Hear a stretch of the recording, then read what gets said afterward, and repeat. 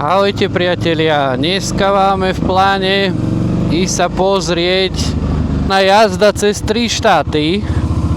Odtiaľ toto mám nejakú hodinku a pol, ako môžete vidieť na navigácii, nejakých 90 km. Ja som ešte stále v Poľsku, majú tu lacnejší benzín, čo si budeme vravieť. 58 lepšia vychádza na euro 55. Ten obyčajný ešte o čosi lacnejšie, tam by malo byť možno euro 50. Časie dneska máme 27 stupňov, má cesta 11 stupňov, má okolitý vzduch. Pred nami Slovensko pod mrakom, aj čo som pozeral radary.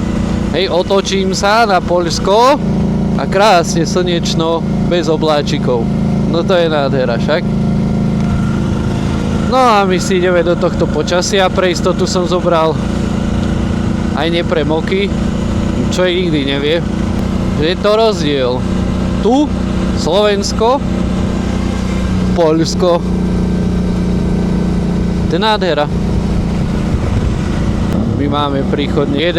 o 12. je výjazd, takže úplne v kľude, aj nejaké prestavočky. Nemáme sa kde ponáhľať.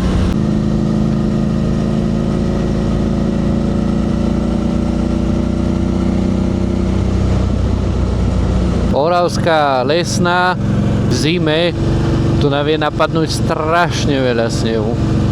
Pamätám si roky, ako každý rok to tu majú, že brutál. Ale pamätám si, že im tu raz bolo aj vojsko pomáhať zhádzovať sneh zo striech kultúrnych domov, škôl, lebo by sa to pod tou ťarchou prepadlo. Čo tu mám kamarátov, tak mi hovorili, že im tu raz ráno aj v lete snežilo. Cez letné prázdniny. Že bol sneh, do obeda bol sneh a po obede bolo normálne leto. Kde sú pani policajti schovatí? Nedeľné vyberanie do zvončeka.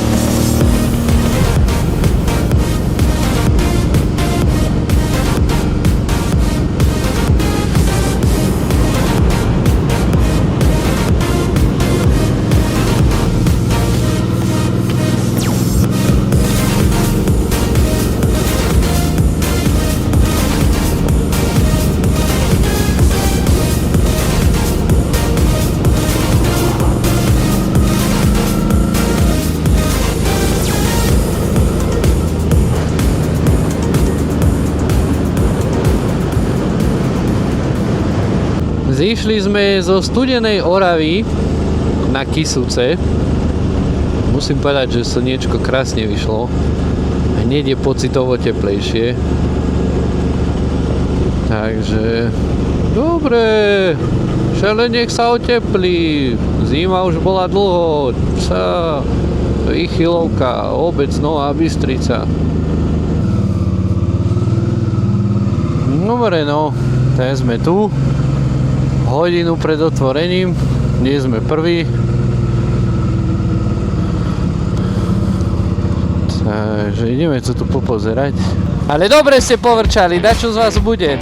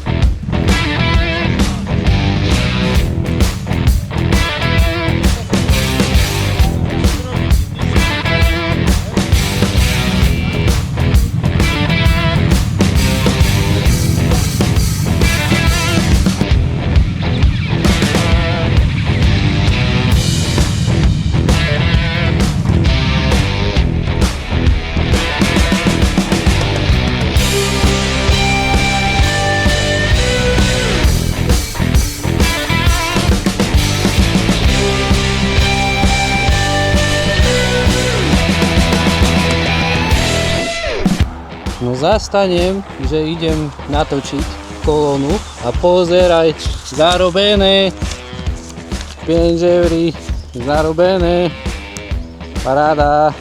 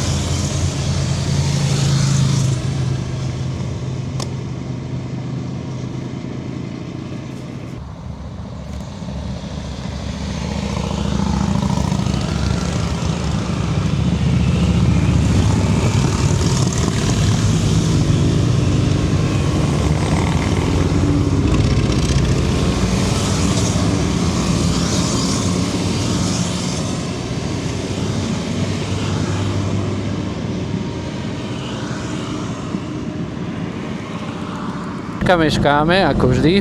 A okolo 300 motoriek, čo počítali pri vstupe. Čau, dobre, idem za tú motokolonou. Hej, ale potom na Milošovu. Tak to mám ísť rovno, hej? Rovno na Milošovu, doľava odbočiť a rovno hore. Dobre. Pod tým mostom doľava. Benzínku odbočky, stúpať doľava a stále rovno hore. Ďakujem. Majte sa. Dobehli. Ideme tam. Díky moc. Čaute.